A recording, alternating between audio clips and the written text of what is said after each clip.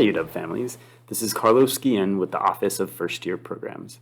In today's episode, Jannah and I discuss student success with Paul Metellus from the Brotherhood Initiative. The Brotherhood Initiative is a cohort-based student success program here at the University of Washington that empowers undergraduate men of color to thrive in higher education. While men have traditionally benefited from systems in place at many colleges and universities, men now account for only 40% of the degrees earned across the U.S. The Wall Street Journal recently reported that men accounted for 71% of the decline in higher education enrollment during the pandemic. The University of Washington is considered a predominantly white institution. This means that Black, Latino, Native American, Pacific Islander, and Southeast Asian men are underrepresented on campus and face barriers to finding community, navigating academics, and conducting research. Up next, we huddle up to learn more about the impact the Brotherhood Initiative has on belonging and student success at UW.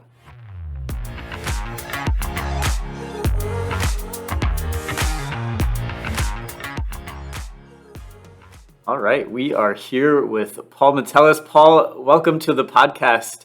How are you doing? Give us a bit of an introduction for yourself. Cool. No, thank you both, Carlos and Jannah, for having me on the podcast. I'm super excited. So my name is Paul Metellus. I am the Assistant Director for Student Success with the Brotherhood Initiative at the University of Washington. I am not originally from here. I'm not a Pacific Northwest native. I'm originally from Orlando, Florida, born and raised. Went to the University of Florida undergrad, which is very similar to the University of Washington. Then went to the University of South Florida for my master's. And then after I graduated with my master's in higher ed, moved out here to work at Pacific Lutheran University in Tacoma, Washington as a resident director and housing conduct coordinator. And then after about 2 years or going into my third year there, this position, the student success coordinator position that I was just promoted from, was open, and I was like, this is a great program that is focused on doing some meaningful work with men of color. And so I've been with the UW since 2017 with the Brotherhood Initiative. Oh my gosh. So I came I know that was a lot. 2018. I know that's okay. You're just a year older than I am. I got in on 2018. All right, so I didn't know that. But yes, great segue. Let's talk Brotherhood Initiative. So did it start with you? Did it start before you? Talk a little bit about that. So the BI started, Brotherhood Initiative, was BI for short. UW has so many different acronyms, so get to learn them now. So the BI is started actually in 2015. Dr. Joe Lott, who is the faculty director for the program and an associate professor in the College of Education, was looking at, this is also around Mike Brown shootings and some of the other shootings of unarmed black men that was going on in the country. And he was thinking about like what type of legacy he could leave for his two young sons, and what kind of pathway could he set up for his two young sons. And he worked with Emil Petrie, who serves as a senior advisor to the vice president for the Office of Minority Affairs and Diversity. And they were looking into starting a black male program. After pulling some initial data, saw that there wasn't a critical mass of black males at the university, and looked at what does the data show about what other groups of men of color are coming to the university in low numbers, and if they come to the university, they're not retaining, they're not persisting at the same rate as their white peers. And so those other groups are Latino males, Native American males, Alaskan Indian, Southeast Asian, and Pacific Islander. And so from 2015 to 2016, Dr. Lott, as well as a couple of PhD students under him, and about 20 or so staff members from across UAA, OMAD, came together to form our initial steering committee. And before they came together to figure out, like, well, how are we going to solve the retention, recruitment issue of these group of men to the university, they were like, well, what are the issues that they're facing here at the university? So they did some They did some focus group, gathered some information and some data, and from that formed the BI. And we accepted our first cohort in 2016. And I started, like I said, I started in 2017, so I started like legit a week before the second cohort started. So you've been with the Brotherhood Initiative, from the beginning. I feel like there has been a lot of amazing evolutions in the program. How have you seen it change over the years? Um, a number of different ways. I think one thing that is unique about the BI, when you look at and compare it to other male of color programs around the country, is that the BI is number one. We really um, incorporate research to practice, because at the end of the day, what we're trying to do is to document what does it look like for a male of color program to support students from the moment they step onto campus until they graduate. So all 4 years. And so what does it look like supporting them for all 4 of those years? And so um, we started our first cohort has started with about 27 students, and each year we've hovered between 32 and 35 students. This upcoming fall, we're about to welcome our largest cohort of about 60 students, and so we're super excited about that. We've grown in so many different ways. I think initially when we started, we were just planning just to have a freshman year course, year long freshman year course. And towards the end of the freshman year course, our scholars were like, we really love this space. We really love what we're getting from the BI. Can we have a sophomore year course? And so we started a sophomore year course. And in those courses have really continued to develop and grow and refine our curriculum and supporting our scholars in their first 2 years at the UW, and really make sure that by the time they're in their major, they have a strong footing and support. Um, and though they're not taking a seminar class with us in their or senior year, they're still really engaged in a number of different ways in our program. And so our program has continued to grow in a number of different ways. Our scholars are continuing to be involved not only in the program but on and around campus, and have been orientation leaders, have been FIG leaders, have been ASUW vice president. And so we've had our scholars have some internships with some of the top companies in the Pacific Northwest. And so they've been really excelling and really been doing some great things, and we're super excited about all the different things that our scholars are involved in, engaged in, and how our program has been growing to support them. When you have this, what feels like a doubling within 6 years, there's clearly a need for it. And I was wondering, how do you reach that first cohort? That has been so interesting to me. How did that group of people come together that first time? And and and really just has been a really great kind of original group. And Yeah, yeah.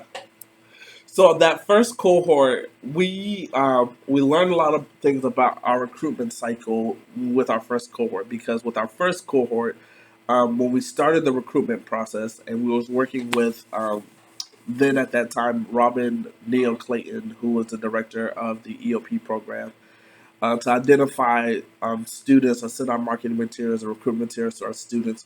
But we sent that around July time frame, and so that was like right in the middle of A&O. And so they were already like, a good portion of them have already like started looking at their classes, had their schedule sets, and so we had to do some finagling with them. But they were really our trailblazers in a number of different ways. And with our first cohort, we learned a lot from them. We get a lot from them because each year in the summertime we would interview them to figure out like, how are you doing? How are things going? How was the class that you just had with the BI? As well as just some other things about their belonging and their feeling to and towards campus. And then when they graduated in 2020, when they graduated in 2020, We did a post-grad survey where we was a little bit more extended and really got some more information about like our support, their affinity to the university and sense of belonging to the university. Those scholars, like I said, really set the trend because we had some of our students who were really engaged on campus. They helped us to learn a lot about how we support our students. I think um, actually my role came from like the understanding that we needed a full-time person to support these scholars, because it was kind of spread out among the members of the research team at that time, and it was like for us to effectively do what we're trying to do, we want to do it right. We need a full-time staff member who they can go to and who can kind of serve as that intermediary between the university and them, and really serve as that resource knowledge person. And so that's how my role came about. And my work with them was really instrumental because I saw the arc of their needs from their freshman year to their senior year, and have adjusted how I advise and support our scholars. Because I remember, okay, when I was working with cohort one during this time in their junior year, the majority of them were in their majors. Some of them were still looking to, in their final stages of applying for their majors or applying for their backup major. Like, what are they like most in need of right now in fall quarter of their junior year? They're looking at internships, and this is the big part. Like, if this is the big arc, if you want to take internship, fall quarter is when they're doing their major recruiting cycle. So it's like, how can I set up our programming and support for our juniors and seniors who are looking for internships, looking for full time jobs after they graduate? How can I do that? And so they helped me to learn the kind of arc of support that I have patterned now after all of our current scholars. I was just going to ask in terms of, knowing that you've had such a great list of alums who have gone through the program. What's your approach in utilizing those students as mentors, as connectors to current students now that you have a good cohort who have now become alums? That is one of the things that I am most charged with now in this expanded role. And so we just recently brought in Ella Harris, who just graduated from the Leadership and Higher Ed program. And so with her focus on the freshman class, that gives me a little bit breathing room to focus on our alumni support. And I think what we are looking at is how can we continue to create, and we call our alumni community our brothers forever. And because just because you graduate from the UW doesn't mean that you're no longer in our program. We still are making sure that our scholars are provided with the support that they need. If they still need to get connected to someone else, if they're looking to figure out ways that they can continue to professionally develop. So that's what we're here for. We're still here to support them, and I think that's one thing that we continue to try to let them know. But I think one of the things that I really, really appreciate about all of our alums, and we just graduated our third class of alums, is that all of them have said, let me know how I can give back. If I need to come in and sit on a panel, we've had some alums come to sit on a panel. We had some alums to speak to current scholars about like navigating the internship cycle and how to like really land that internship, especially some of the more competitive ones. And luckily, we've had some scholars in some really competitive internships, and they've learned a lot. They learned a lot of like tricks and skills of the game, and so they're able to give that back, which we really appreciate. And I know that our current scholars really, really appreciate that. I can say something, and I'm like, I can put them on game and everything like that. But sometimes it comes differently when they hear from like someone who's just a little bit more closer in age to them, who just graduated from the UW. And that's one thing that I always tell about our students and say that I can tell you, like, maybe you shouldn't take this Math 124 this quarter, or maybe you shouldn't take this class this quarter. But they can tell you, oh, you should take it with this professor at this time because this is great. This is a great professor. This is a better professor. All of our professors are great and wonderful, but but this is a better professor to take this class with, or other things like that. And I think one thing that our current students really appreciate of our alumni is how honest they are about their experiences, um, and how they really encourage our current scholars to really, like, use the BI for all it's worth, because they know other students who aren't in the BI who, every day say, man, I wish I could have been in the BI because I know it was so impactful for your experience. And so they really give back to our current scholars and say, hey, make sure you're using the BI because it is such an impactful program. The resources, the support, the community, the network that the BI has is bar none, when you think about the UW. So do they when a BI scholar is like, you really should join, how does that process? What is that process like? Is it applying? Is it, do you need to be asked, like, vouched by another BI scholar? Could you talk a little bit about what that's like now that you've graduated your third class, which is amazing, and how do you get folks to kind of join the BI? So we work with the Office of Admissions, and after students have been notified that they've been admitted to the UW, we send out both electronic and some snail mail to our students. And the reason we send out hard copy letters and brochures to all students who qualify for EOP services, and are identified as underrepresented minority, is because our scholars told us that the way I found out about the BI was my mom opened the letter from the BI and was like, "You need to apply for this." Don't So, sleep on the moms. Open in the mail is what I'm hearing. and Yes. so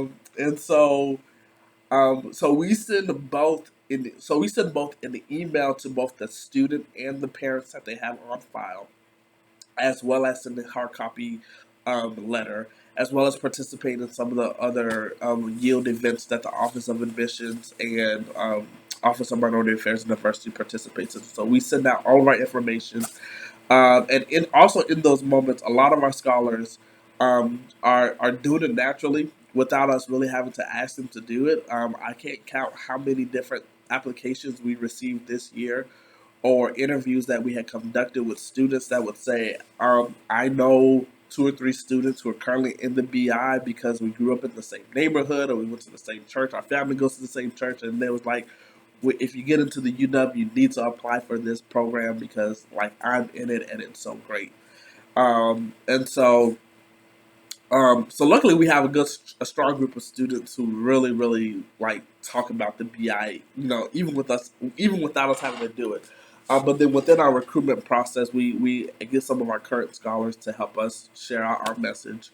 So there's an application process. It is super short though, just more so gathering some information, and then there's also like a 15-minute, we say it's an interview, but it's more, again, another opportunity for us to learn more about our potential scholars, and then for them to learn more about the program, because we want to make sure that our those who are coming into our program know as much as possible. Know that there's a 2 credit seminar that they have to take the whole entire freshman year and sophomore year, but that goes towards their INS credit that they're getting, and it helps make sure that they're meeting graduation requirements and that they have all the support.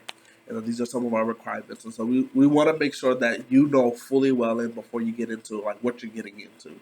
And so that's really the purpose of our interview, is again for us to get to know some of them, and then for them to get to know some of us.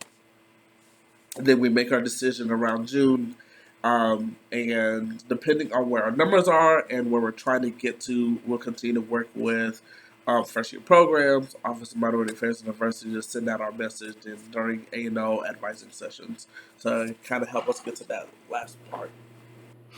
So I know you mentioned that it was in 2020 that you graduated your first cohort, just as the COVID-19 pandemic was taking hold. I'm wondering, I know that men of color were disproportionately impacted by, the pandemic. How did the Brotherhood Initiative serve as a support system to your students during that really difficult time? So one thing that we do within the BI, or that I do within the BI, part of my role is that I meet with each of our scholars um, every quarter, and not only just our freshmen and sophomores, like all of our scholars. Every quarter around the midpoint of the quarter, so that was one area where we were able to check in with them and make sure that they have the resources and support that they need. But we still offered some virtual programming so that they were still able to connect with other scholars, create that community that was so desperately needed at a time where everybody, for the most part, was at home, in zooming into classes and everything like that. And so we know from the data that we gathered from our scholars that especially our freshmen that year who started in 2020, that the BI was like super instrumental for them to really finding a space of belonging on this campus when they knew so many other students who were like, man, it is hard navigating Zoom University, as they call it, without having this, like, without being able to see other people. Because, on campus, you can see other people and you can make a connection. It's like, hey, what's up? But it's hard to do that, especially, some of our scholars they're in there these large lecture sections and they're going through the Zoom screens and all they're seeing is a whole bunch of names and because everybody has their camera off, so it's hard to connect with people and things like that. And so, luckily, the BI was a great space to provide for a lot of our scholars, from our freshmen to those who are graduating that year, a space where they can still connect with other people who look like them and be reminded that they belong and that they have a support system here. And so that was really, really instrumental to making sure that our students were successful. Could you talk a little bit about the majors or the areas of focus that your current cohort is looking at, or just to see, is it just STEM? Is it all over? Like, what are the majors within these cohorts that you've been kind of mentoring this whole time? It is all over, Oh, great. and so, Yeah. we a good portion of our students are interested in some type of something in the STEM field, um, either um, either students who are interested in going into pre med, students who are interested in computer science, computer or some type of engineering. And so we usually have a good population of students who come in with those majors, um, with those interests in those majors or in that area. But then we also have students who come in who want to be a lawyer. And we have students who come in and they want to be a college professor. They want to get involved in research. And so we have students who are involved in like kind of everything and are interested in everything, which has been a really um, growth area for me is because in addition to their support for the EOP advisors, it has helped me to and the departmental advisors. I in my meetings with them, making sure that they're on track and meeting their needs. I've been learning and growing as a support system for them and making sure, okay, are you on track to graduate? Did you apply to graduate? It was like, oh yeah, I need to do that. I was like, all right, deadline's coming up soon, and um, so other things like that. And so it has really helped me to become a really great generalist as far as like understanding all of the different majors and interests and career paths that are available to our students. So Paul is a good person to know on campus because he knows everybody, is what I'm hearing. I try, I try to. I think because I think about my undergraduate experience, and I think about especially as a first generation male myself. I think about like my parents didn't know how to navigate a college campus or go to the financial aid office and ask the right questions, and so I try to make sure that I know all who I need to know so that I can kind of be that buffer between the students and like. When they're meeting with financial aid, like sometimes I'm in those meetings with those students. So I was like, hey, what about this? Can we talk some more about this?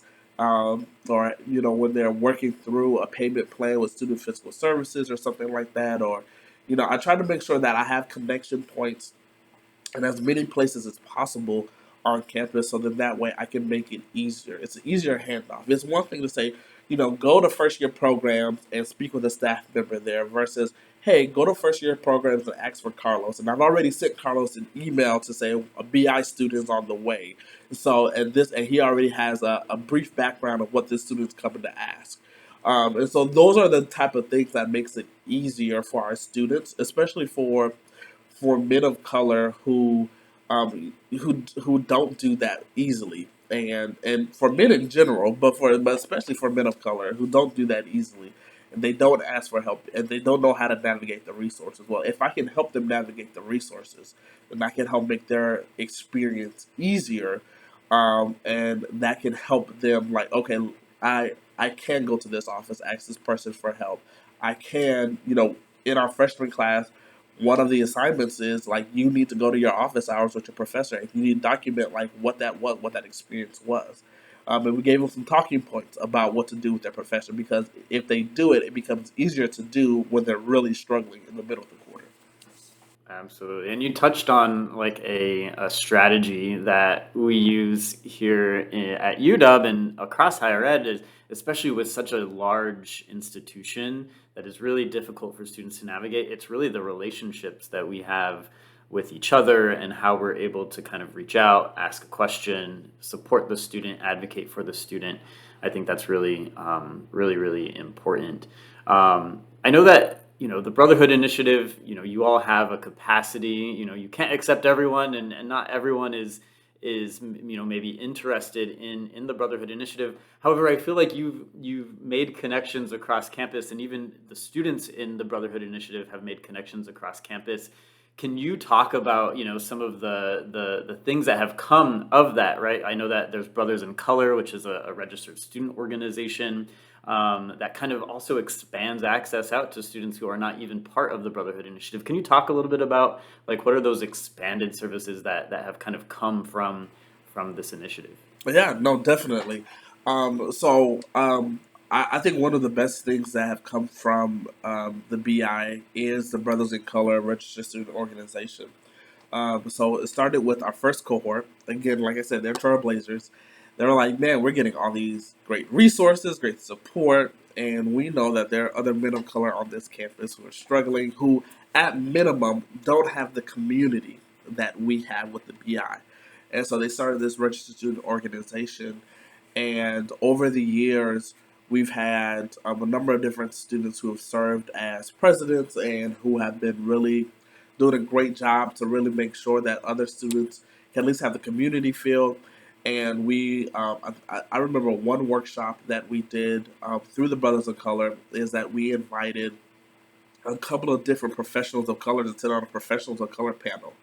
And for a lot of folks, that was like, it's like, oh man, I can see myself as a physician's assistant because I see this black physician assistant, or I can see myself as someone who works at Google because I'm seeing this Hispanic male who's working at Google and is killing the game.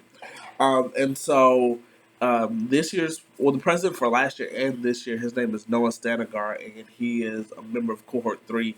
And he really has the passion and has really been doing some great stuff to really expand the organization. We also have intramural teams that we extend out to those students who are in the registered student organizations. Like, hey, we have these intramural teams. Feel free to join us as well. So again, that they have that community and that support to make sure that they are successful. And then for those students who may need a little help, um, I offer my services. Like, hey, we can definitely have a one-on-one advising meeting so I can try to get you in the right direction of where I know some of our, again, providing that extra support that I definitely know that they need. And so it's been great and it's been wonderful, the student organization, because it really has been instrumental for some other students who aren't in the BI, who either don't have the time commitment to be in the program or miss the window when we are accepting students. because we only take students in their freshman year. And so they said that, like, how can I still, somewhat be a part of this, still somehow have this community, and still, get access to some of the different workshops and things that the BI offers. And so they're able to do that through the student organization. Well, I have to ask, what about the ladies? What about the sisters? I mean, is there room for us at the table? Just wanted to ask. This is just it's I hope that our families can hear how excited, how engaged, how amazing Paul is, and that he is one of so many people that are really just trying, like, their love for our students and seeking out that success. I also love the fact that Paul thinks that he stops talking to them after graduation. He does not. He is, you are still connected to them, but I do want to just kind of, you've made such great headway with these wonderful young men, and I'd love to hear if there is something for the young women at the UW. Yes, but before I Yeah, go into that, I do yes. want to talk a little bit to that point. It's funny that you said that, just because was it yesterday? Yesterday, 2 days ago, we got two students who just recently graduated who are preparing to take the MCAT, and so I'm calling them, like, hey, how are you doing? And they're like, just talking through with them, and I was like, all right, make sure, like, are you getting enough to eat? Are you getting enough to sleep? Like, when are you actually taking? And so our support definitely doesn't stop after they graduate. I don't know how many emails a week or phone calls I get a week from our alums, or folks getting reference checks for our alums. I'm like, that's what we're here for, is to help plug you and get you to where you're trying to go. And so, yeah, that's why we have that Brothers Forever community, because it is true that they are brothers forever. But because of the success of the work that we've been doing in the Brotherhood Initiative, and some of our on-campus and off-campus partners have been like, "Oh, it would be great if we had a sisterhood initiative." And so, one of our strongest advocates, and a member of our steering committee, Sherelle Walker, reached out to us and reached out to the dean of the College of Education to see how they could start a sisterhood initiative, and that would be able to kind of do the same thing that we're doing with the BI, and provide the same type of support that we're providing in the BI. Even though research nationally and data nationally shows that women of color outperform men of color, there are still a number of different barriers that they face that are impediments to their success at institutions like the University of Washington. Community belonging, and you name it, it's there.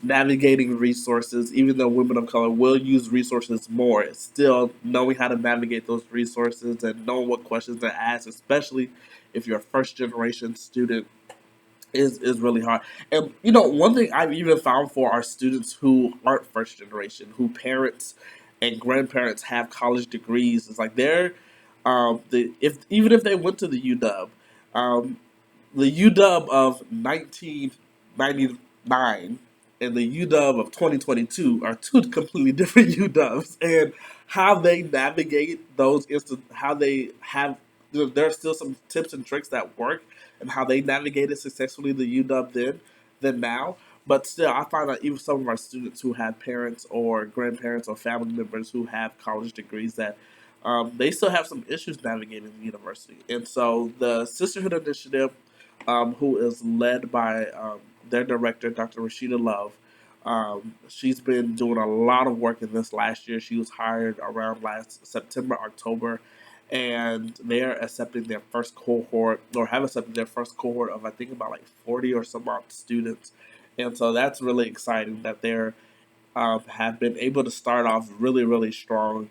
Um, and I'm looking forward to seeing what type of great work that they'll be able to do in supporting women of color on campus.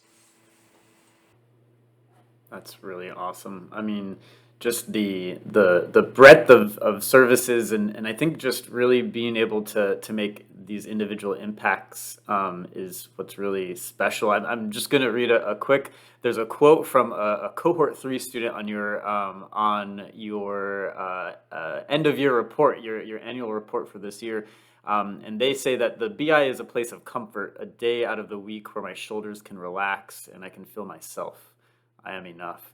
Um, I wonder, what sort of stories, what sort of experiences have you been able to observe of students, whether it's their performance in classes or just their ability to thrive in the UW community. What sort of stories do you have to share? I think you know we what makes the BI special in a number of different ways is that for once a week, every week in their freshman and sophomore year, they are in a room with 30 to 31 other, now 60 to 59 other men of color, which is not the same experience that they'll have in the majority of their classes. And even though, yes, it is a class, we still have homework, we still have assignments, and all those other things. A lot of those assignments are built to make sure that our scholars are academically fit, academically supported, but then also allows for them to do a lot of self reflection of who they are, and help them to affirm that they are enough, that they have it going on, and and and I think we do a lot of out of class programming as well. We do an overnight retreat in their freshman year. We have monthly lunches. And so it provides them an opportunity. We go bowling, like I said, we have intramural teams. So it provides them an opportunity to really create like this solid community of people that they can rely on, that they really can like take the mask off and just be themselves. And then that's, just in the way that I advise and I support students, that I'm like 100% real with them, man. I'm going to celebrate you when I'm going to celebrate you, when you need to be celebrated, because that's who I am. But then also when I need to challenge and push you a little bit, it's like, hey, you're messing up a little bit. like you need, like, what's going on? Where do you need help? And I think the kind of community, kind of space that we create allows our students to be vulnerable enough to say, I'm really struggling right now. I know family issues are going on. I have some financial issues going on. I, and I'm trying to shoulder it and try to bear it, and like I can handle it, but I'm not. I'm struggling. I'm like, great. Now we have somewhere to work with. Let's go.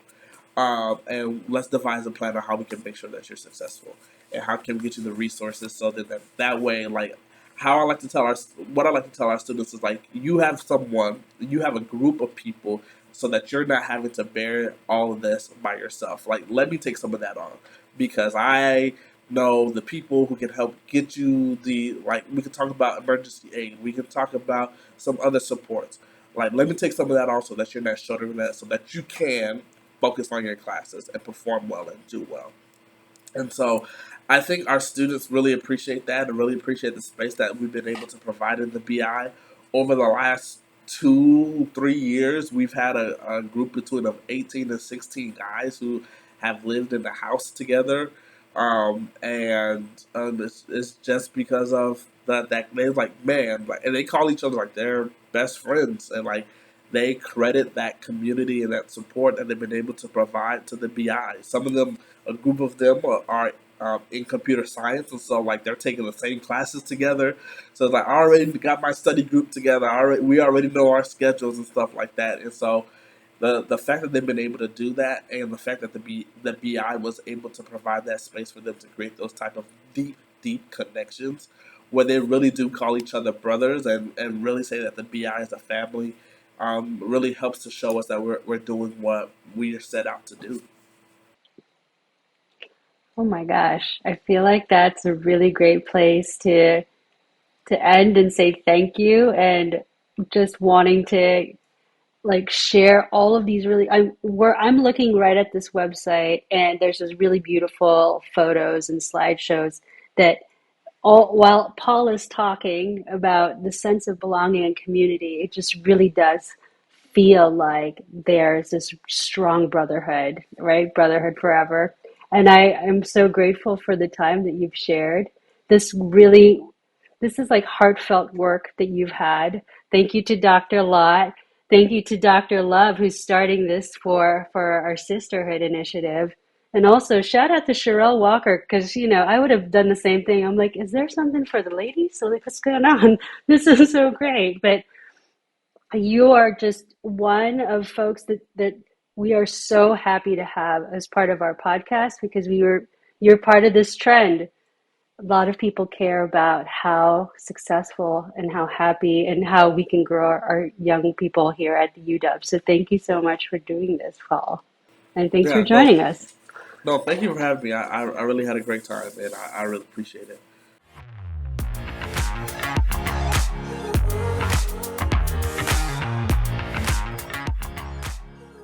The Husky Huddle Up podcast is a collaboration between the University of Washington first-year programs and parent and family programs to provide parents and families equitable access to information in support of their student success.